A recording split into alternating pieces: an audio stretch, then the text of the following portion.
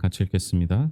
그 뒤를 이어 베들레헴의 입산이 이스라엘의 사사가 되었더라.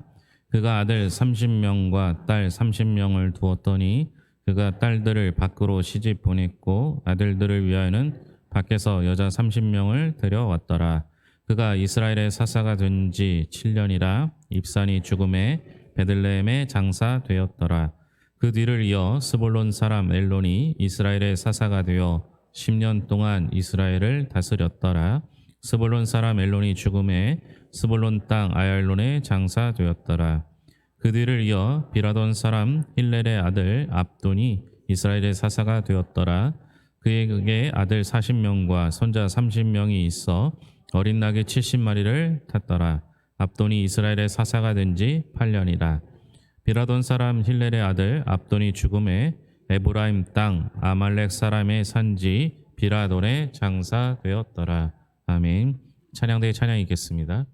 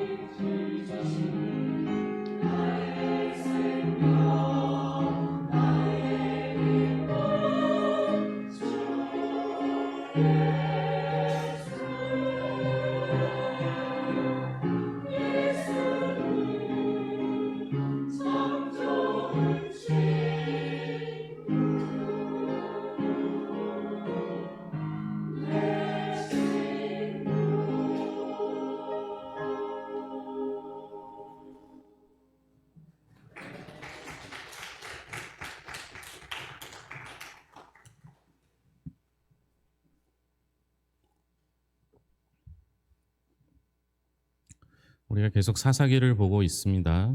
사사기를 보면서 제가 마음에 품었던 건 사사 한 명 한 명을 차례차례 한 주에 한 명씩 소개하고 싶었습니다. 근데 오늘 이제 드디어 그 사사 제가 정했던 원칙을 벗어나게 됐는데요. 오늘 제목에 보듯 사사, 입산, 압돈, 엘론 세 명의 사사를 한꺼번에 이야기할 수밖에 없습니다. 우리가 그동안 이제 사사를 보았고요. 이제 오늘 볼 세 명의 사사를 지나고 나면 삼손 한 명만 남게 되죠.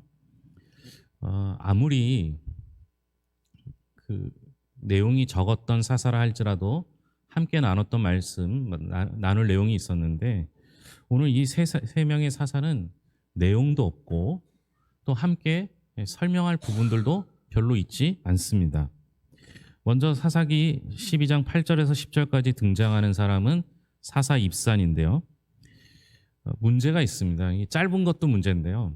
이 짧은 것도 오해하기 쉽상이라는 겁니다. 정보를 보기에 따라서 다양한 해석을 가지는데요. 8절에는 베들레헴의 입산이 사사가 되었다라고 말해주고 9절에는 그가 아들 30과 딸 30을 두었는데 그가 사사가 된 지 7년째에 딸들을 밖으로 시집 보냈고 아들들을 위해서는 밖에서 30명을 데려왔다 이렇게 언급하고 있습니다. 성경에 그가 사사가 되었다라고 설명하는 게 얼마나 다행인지 몰라요. 아무리 봐도 사사라는 게 드러나지 않고 사사일지 아닐지도 알 수 없는 상황인데 사사라고 이름을 붙여줬으니 사사인 건 분명한 것 같습니다. 그런데 여기서 보면 그가 했던 일은 아들 30, 딸 30이 있는데 그 아들과 딸을 장가 보내고 시집 보냈다라는 겁니다. 유독 오늘 드러나는 말씀은 밖에서와 밖으로라는 겁니다. 딸을 밖으로 시집 보냈고 아들을 위하여서는 바깥에서 여인들을 데려다가 장가를 보냈다라는 겁니다. 문제는 여기서 밖이 어디라는 거죠. 우리가 해석을 두 가지로 할 수 있겠죠. 하나는 그 지파 밖에서 데리고 왔는지 그 지파 밖으로 보냈는지 이 한 가지와 두 번째는 이스라엘이라는 나라 밖에서 데리고 왔는지 밖에서 밖으로 보냈는지라는 겁니다. 그러니까 지파 밖인지 아니면 나라 밖인지 이 두 가지가 중요해요.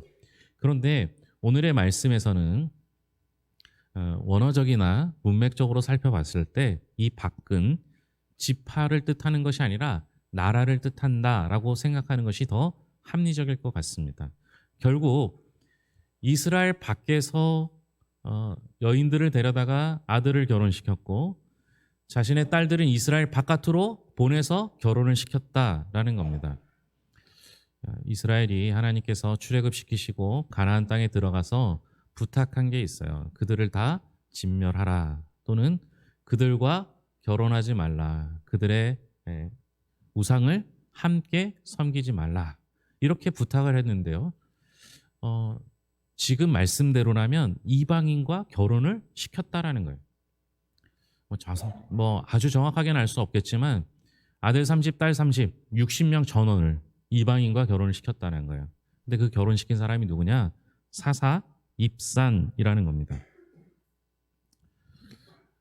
그가 사사가 된 지 7년 동안 아들을 낳았는지는 잘 모르겠지만 아들 30과 딸 30을 결혼시키는데 일을 했는데 그것이 이방인을 위한 이방인과 결혼을 시켰다라는 겁니다. 원래 사사가 할 일이 뭡니까? 하나님의 말씀을 지키고 전하고 그 말씀대로 살도록 하는 것이 사사의 역할임에도 불구하고 오히려 사사가 이방인과 결혼하는데 앞장섰다라는 것을 보면서 여러분들은 무엇을 느끼십니까? 원래 입산이라는 이름의 뜻은 빠르다, 입잔이라고 부르는데요. 히브리어 발음이 그래요. 그런데 빠르다라는 겁니다. 무엇에 빨랐을까요? 하나님의 일을 하기 위해 하나님의 사명을 받기에 빨랐을까요? 아니면 자신의 유익을 취하고 자신에게 이득이 되는 일을 위하여 자녀들을 이방인과 결혼시키는 데 빨랐을까요? 바라기는 하나님께서 삶의 자리로 소명받은 우리가 하나님의 영에 부름받아 사사가 되었으나 결국 하나님의 길을 저버렸던 입산과는 다른 길을 걷기를 소망합니다. 우리의 삶을 조명하시고 우리의 삶을 기록하시는 하나님의 책에 하나님께서 쓰시는 우리를 향한 의도된 기록이 거룩하였더라라고 기록되기를 바랍니다. 우리가 목회자로서 직분자로서 하나님의 부르심을 받았는데 하나님이 원하시는 일을 해도 부족한데 하나님이 싫어하시는 일을 할 수는 없는 노릇 아닙니까?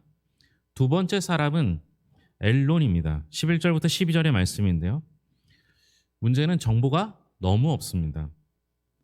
사사 엘론에 관한 내용은 2절에 더 걸쳐 기록되어 있는데요. 물론 우리가 그 사사기를 보면서 삼갈 같은 경우는 한 절 정도 나왔을 거예요. 소모는 막대기로 블레셋 사람 600명을 죽였더라 이렇게 기록되어 있어요. 그런데 삼갈에 대해서는 소모는 막대기와 블레셋 사람을 죽였다라는 것이 기록되어 있는데요. 엘론은 다른 얘기가 나와 있지 않습니다. 11절에 보면 스불론 사람 엘론이 사사가 되었고요. 10년을 다스렸다고 나옵니다. 12절에 보면 그가 죽어서 스불론 땅 아얄론에 묻혔다. 이게 끝입니다.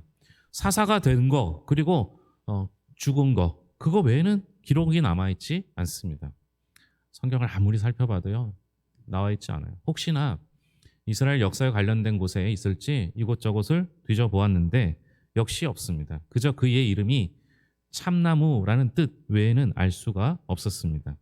다른 목사님들 어떻게 강의했는지 어떻게 설교했는지 봤는데 이 엘론에 관해서는 그냥 건너뛰거나 아니면 오늘처럼 저가 했던 것처럼 입산, 엘론, 압돈 3명을 합쳐서 설명하는 것이 대부분이었습니다. 그것도 입산과 압돈은 부정적인 것을 찾아낼 수 있어서 부정적인 얘기를 중심으로 하면서 그 사이에 그냥 엘론을 끼워 넣는 정도밖에 되지 않습니다. 그런데 여러분 엘론 역시 사사였어요. 이것을 제가 편하게 이해하면서 바꾸어 보면 이렇습니다. 엘론은 사사가 되었더라. 그런데 한 일이 아무것도 없더라라는 겁니다. 제가 목사가 된 지 한 20년 됐는데요.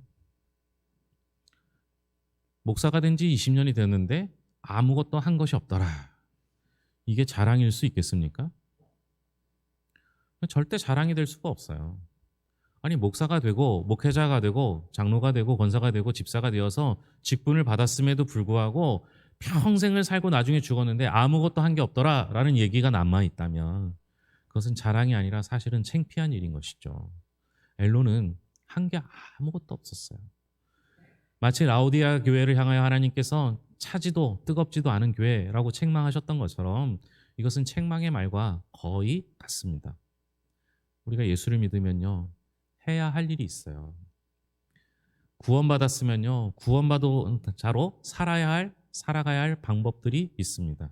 그런데 나중에 하나님 앞에 섰을 때 여러분 뭐라고 말씀하시겠습니까? 뭐 하다 왔니? 라고 물어보면 하나님 저는 구원받고 한 일이 아무것도 없어요 라고 대답할 수는 없는 노릇 아닙니까? 적어도 하나님 앞에 섰을 때 하나님께서 잘하였도다 착하고 충성된 종아 라는 이야기는 들을 수 있어야 하지 않겠습니까? 아무것도 안 한 게 자랑이 아니라 하나님의 사람으로서 쓰임받는 우리는 창피한 일이라는 것이죠. 세 번째 사사는 압돈입니다. 압돈도 단 3절로 아주 짧게 언급됩니다. 그나마 압돈은 정보가 좀 남아있어요. 아들은 몇 명이에요? 40명이에요. 손자는 30명이에요. 그리고 그 아들과 손자를 합한 70명은 뭐를 탔어요? 나귀를 탔다. 이렇게 정보가 나와 있습니다. 이것으로 이 사사가 어떠했는지를 정확하게 판단하기는 어렵습니다. 하지만 압돈만을 다루는 설교도 별로 없어요. 그런 강해도 별로 없어요. 그런데요. 입산과 엘론 그리고 두 사사와 함께 세트로 압돈을 묶어서 설교하는 경우를 보면요. 이 압돈은 대부분 전부예요. 전부 다 부정적으로 평가합니다. 그 이유는 아들 40과 손자 30, 합 70명의 사람들 모두가 나귀를 탔다는 이 언급 때문입니다. 근데 여러분, 저는요, 이 압돈에 대한 부정적, 비판적 판단이 옳다라고 동의합니다. 그러면 여러분 우리가 의문이 들 수 있겠죠. 지금 이 압돈의 내용은요, 앞에서 살펴봤던 야일과 비슷합니다. 야일도 역시 30명의 아들이 있었고 그들도 나귀를 탔습니다. 근데 차이가 2가지가 있어요. 야일은 그의 아들들이 30명인데 그 30명이 어린 나귀를 탔더라라고 성경은 기록하고 있습니다. 여기서 어린 나귀는 예수님께서 예루살렘에 입성했을 때 탔던 어린 나귀와 같습니다. 똑같은 동물이라는 얘기가 아니라 의미가 같은 거예요. 겸손의 왕이라는 의미를 담고 있는 것이죠. 야일의 경우에는 30명의 아들들이 또는 가신들이 30마리의 어린 나귀를 탔다는 것은 겸손을 뜻한다라고 설명을 드렸습니다. 그리고 그들에게는 30성읍이 주어졌습니다. 30성읍이 주어졌다라는 것은 각각 다른 사람에게 각각 다른 성읍을 주어진 거예요. 제가 그때 그 설명했죠. 저희가 3남매인데요. 항상 형과 여동생 사이에서 저는 항상 물려 입는 거 물려주지 못하는 그런 상황 속에서 늘 불만과 불평이 있었다는 거예요. 여러분, 3명의 3남매도 불평과 원망이 있는데요. 30명이 30성읍을 나눈다는 거 얼마나 불평이 많았겠습니까? 그런데 전혀 그런 얘기가 나오지 않고 30성읍을 다스렸더라고 표현합니다. 무슨 얘기예요? 동역이에요. 함께 협력한 거예요. 내가 원하든 원하지 않든 내 것이 더 좋든 남의 것이 더 좋아 보이든 동역했다라고 설명합니다. 그리고 그때 설명드리지 못했던 것이 길르압 성읍이라는 건데요. 이 길르압이라는 지역은 그 당시에 전쟁의 최전방에 있었던 겁니다. 그러니까 내 아들이라면 내가 그들을 편의를 봐주기 위해서라면 그들을 후방에 빼서 안전한 곳에 거해야 할 텐데 그게 아니라 전방에 배치해서 그 외세로부터 침략할 때 최전방에서 싸우게 만들었던 것이 야일이었다라는 거예요. 그렇게 보면 야일과 압도는 완전히 다릅니다. 압도는 그저 아들, 손자 해서 70명이 있었고 그 70명이 나귀를 탔더라라는 겁니다. 어린 나귀가 아닌 그냥 나귀는 부의 상징이에요. 다시 말하면 압도는 이스라엘의 사사가 되었습니다. 그리고 나서 자녀도 많이 낳았고 부를 축적했더라. 이렇게 이해하셔야 된다는 거예요. 목사가 되는 이유가 부를 축적하기 위해서라고 한다면 여러분 얼마나 그 목사를 욕하겠습니까? 사사가 되는 이유는 하나님의 나라를 위하여 구원하기 위하여 하나님께 쓰임받기 위하여 하나님의 길을 바르게 인도하기 위하여 사사가 되어야 하는데 그가 사사가 된 이유가 자녀를 많이 낳았고 부를 축적하였더라라는 표현이 된 겁니다. 여러분 이걸 어떻게 칭찬으로 받아들일 수 있겠습니까? 이름의 뜻은 압도는 섬기다라는 겁니다. 섬겨야 할 압돈이 섬김을 하지 않으니 자신의 재산을 늘리는 일에 혈안이 되었던 것이죠. 오늘 돌아가셔서 사사기를 한번 다시 봤으면 좋겠어요. 여러분 사사기를 보시면요.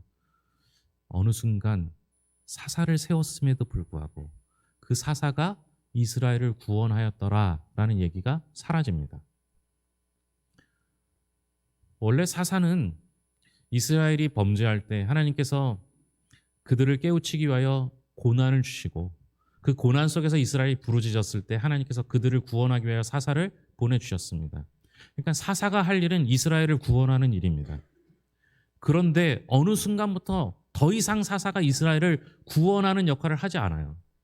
물론 외부로부터 침략이 들어오면 구원할 게 있고 외부로부터 침략이 없는 내부적인 상황이 있을 때는 그러면 구원할 게 없지 않느냐라고 반문할 수 있을지 모릅니다. 그런데 여러분 보시면요.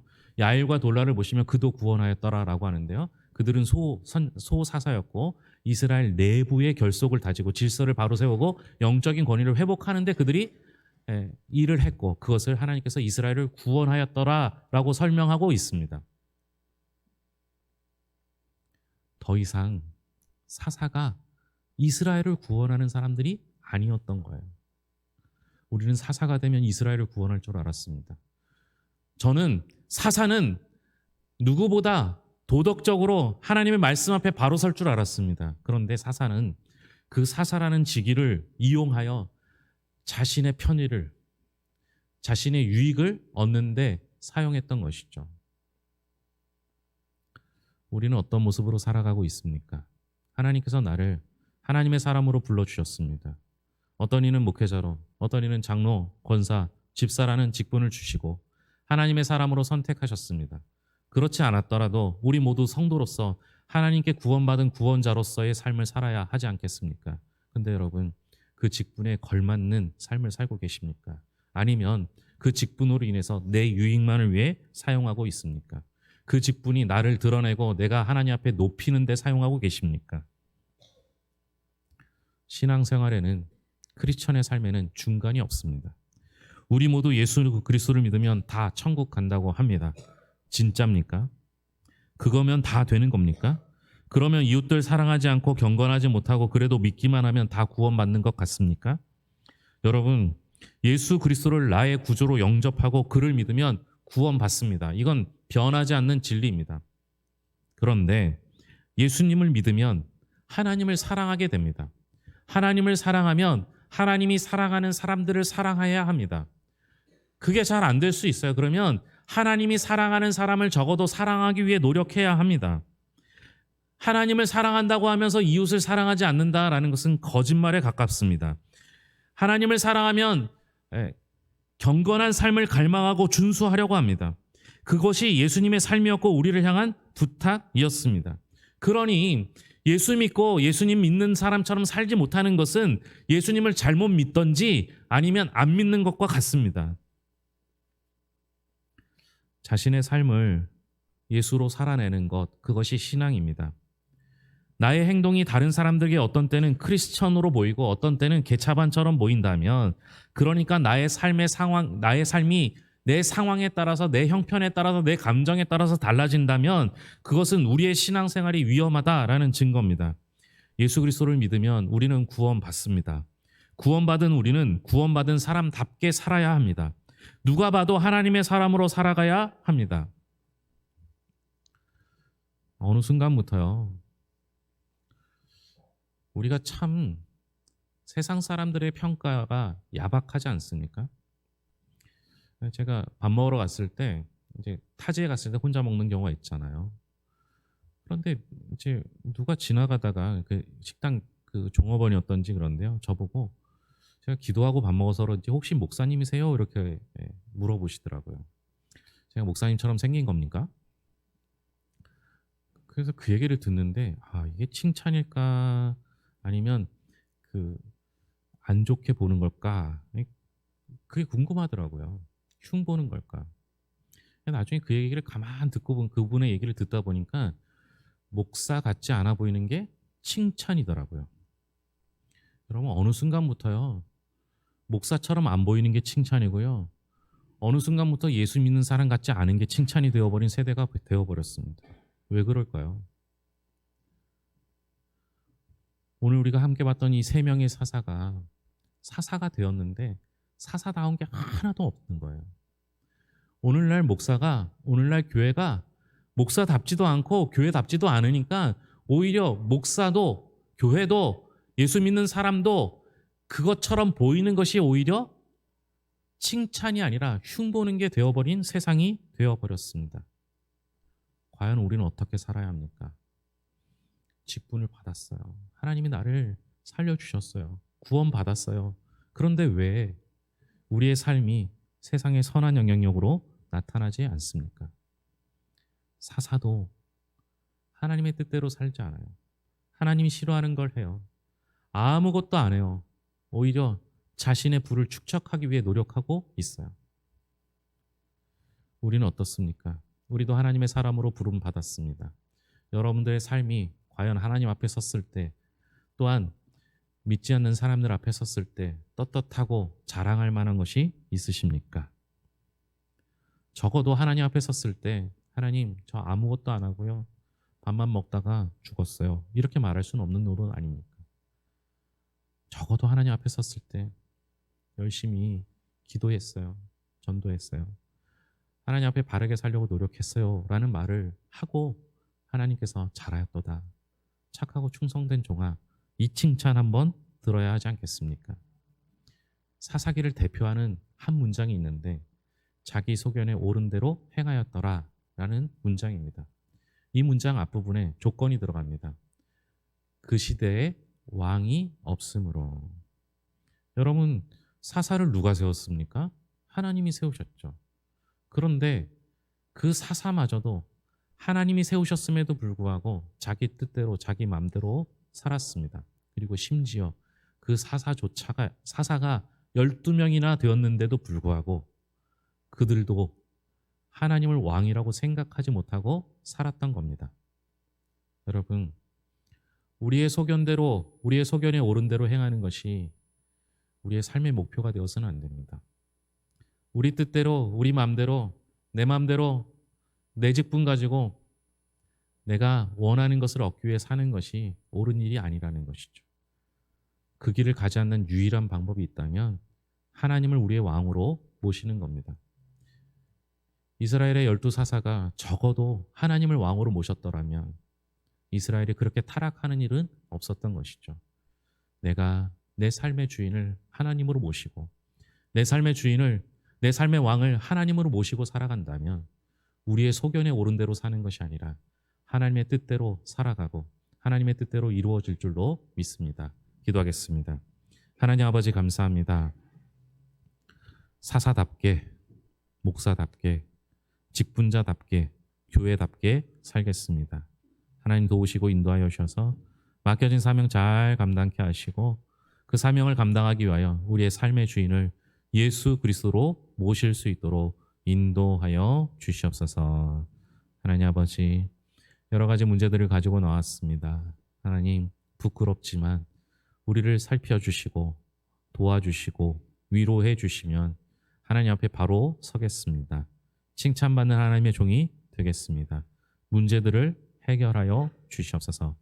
연약한 우리들이 늘 주님 바라보며 살게 하여 주셨고 세상 속에서 담대히 승리를 선포하며 나갈 수 있도록 붙잡아 주시옵소서. 부끄럽습니다. 20년을 목회자로 살았고 수없이 많은 날들을 몇십 년을 신앙인으로 살았지만 아직도 부족합니다. 겸손하게 주의 일 감당케 하시고 직분이 신앙의 경력이 자랑이 되지 않게 하시고 주를 위한 일을 자랑하게 하여 주시옵소서. 우리 교회가 이 지역에 꼭 필요한 교회 되기를 소망하며 모든 것을 예수님의 이름으로 기도합니다. 아멘.